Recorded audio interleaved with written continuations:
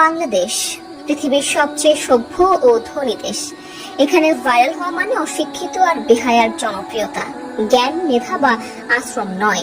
এটাকেই সফলতা মনে করে মাথা মোটারা। এখানে সরকারি হাসপাতালগুলোতে ডাক্তারের জন্য একজন অ্যাসিস্ট্যান্ট রাখা হয়, এদিকে অ্যাসিস্ট্যান্টের জন্য আরো একজন অ্যাসিস্ট্যান্ট রাখা হয় এবং ইন্টার্নশিপ ডক্টর দিয়ে চিকিৎসা করানো হয়। এখানে বাচ্চারা স্কুলে যাওয়ার বয়সে মিছিল মিটিং এ যায়, ক্লাস ক্যাপ্টেনের দৌড়ে নয়, এরা এলাকার পাতি নেতা হতে চায়। এখানে স্কুল এবং কলেজগুলোতে ক্লাস টিচারের কাছে প্রাইভেট না পড়লে আপনার জীবন তেজপাতা বানিয়ে দেওয়া হবে। এখানে টাকা ধার নিয়ে ভুলে যাওয়া যেন সবার অন্যতম গুণ। আপনার কাছ থেকেও যদি কেউ টাকা ধার নিয়ে থাকে তবে ভুলে যান যে সেই টাকা আর কখনো ফেরত পাবেন। এখানে ছেলে মেয়ে একজন আরেকজনকে জানো, মানো, সোনা, জান এসব বলে তাদের যৌবন শেষ করে দেয়। আর বিয়ে করে 40 বছর পার হয়ে গেলে এখানে দুজন গরিব মিলে আরো 5 থেকে 7 জন গরিবের জন্ম দেয়। এখানে কারো বিপদে কেউ এগিয়ে আসে না, ভাবে কি লাভ, কিন্তু নিজের বেলায় বিপদ এলে তখনই বলে ভালো মানুষের অভাব। তবে ঠিকই দূর থেকে চেয়ে চেয়ে দেখে এবং সেগুলো ভিডিও করে সোশ্যাল মিডিয়া ছেড়ে দেয়। এখানে সবাই লোভী আর খাই খাই স্বভাবের মানুষের বসবাস।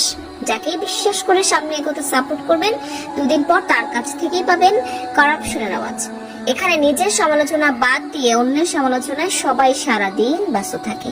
এখানে শ্রমের যথাযথ মূল্য পাওয়া যায় না। এখানে শিক্ষিত মানুষ সম্মান পায় না। টাকা দিয়ে অসাধ্যকে সাধন করা যায় খুব সহজেই। মানুষ এক একজন নিজেকে ঈশ্বরচন্দ্র বিদ্যাসাগর মনে করে। ভিক্ষুকদের রমরমা ব্যবস্থা চলে। এখানে সবাই বড় হতে চায়, কেউ মানুষ হতে চায় না।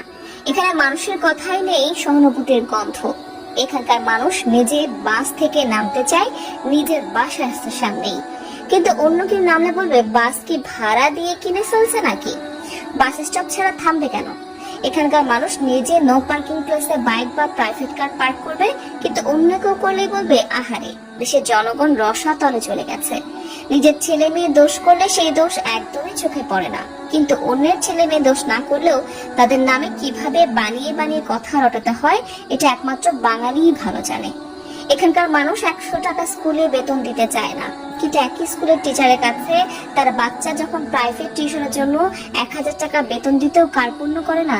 এখানে কেউ একবার পয়সাওয়ালা হলেই সে সুইজারল্যান্ডে ব্যাংক অ্যাকাউন্ট খুলে সেখানে জমা রাখে। এখানে পয়সাওয়ালারা চিকিৎসা করাতে থাইল্যান্ড আর সিঙ্গাপুরে পাড়ি জমায় আর শপিং করে থাইল্যান্ড, দুবাই কিংবা প্যারিস থেকে।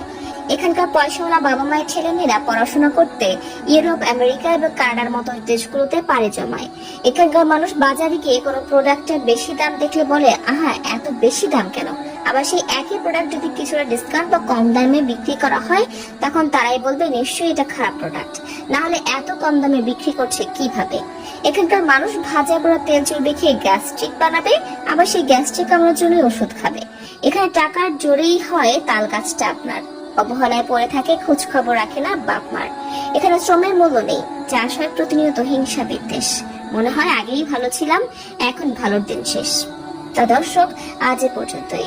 আবার আসবো নতুন সব তথ্য নিয়ে। সে পর্যন্ত সবাই ভালো থাকুন, সুস্থ থাকুন। এতক্ষণ 24 ঘন্টা নিউজের সাথে থাকার জন্য আপনাকে ধন্যবাদ।